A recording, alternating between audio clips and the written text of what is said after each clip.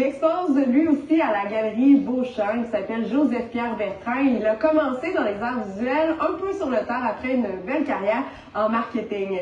C'est son fils qui l'a inspiré. Virginie a rencontré Joseph-Pierre Bertrand.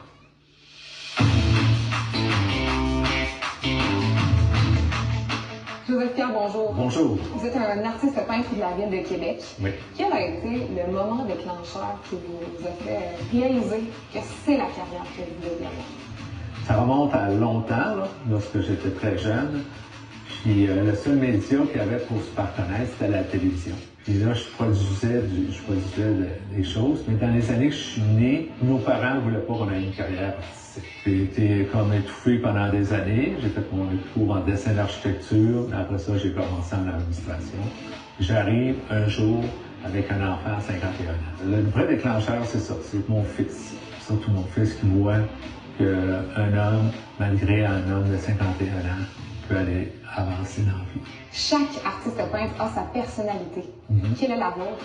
Ma personnalité, elle se remarque beaucoup par le fait que c'est un travail que je fais pour un peu monsieur, madame, tout le monde, que le monde pourrait s'imaginer un message qui est écrit sur un mur, transporter ça avec eux autres.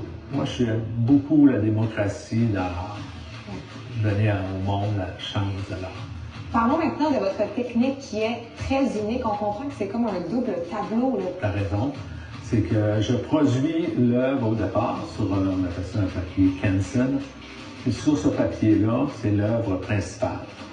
Sur l'œuvre principale, là, j'imagine qu'elle est encadrée et accrochée sur un mur d'une ruelle. C'est ça qui se passe dans la ruelle. Le monde font des graffitis. Ils font des personnages dessus, du lettrage, des messages, tout ça. Puis là, il reste à découvrir l'œuvre qui est en dessous. Et après ça, je me dis, il faut que je la fasse sortir mon œuvre. Il faut que je la montre, l'œuvre, mais à travers d'une autre œuvre. L'œuvre du peuple. C'est du graffiti, c'est un peu de tout. Toutes les techniques, on appelle ça du multimédia. Qu'est-ce que vous voulez transmettre? Je veux transmettre qu'est-ce qui se passe dans la rue, qu'est-ce que le monde vit dans la rue. L'itinérance, ça m'affecte beaucoup. On ne les voit pas, les itinérants, dans les galeries. On ne les voit pas, les itinérants, dans les musées. Ils se font sans doute mettre à la porte parce qu'ils pensent qu'ils viennent se réchauffer. Donc, moi, j'ai apporté ma série d'hiver l'an passé directement dans la cafétéria de la magnifique bâtisse de l'Aube-Rivière. En transmettant ça, en partageant avec eux, les jeunes ou les personnes âgées, découvrir cet art-là, ça me touche beaucoup. Puis c'est ça qui fait que le matin, je me lève et je me mets à dessiner. Au-delà de mon fils, c'est qu'est-ce que je veux réaliser.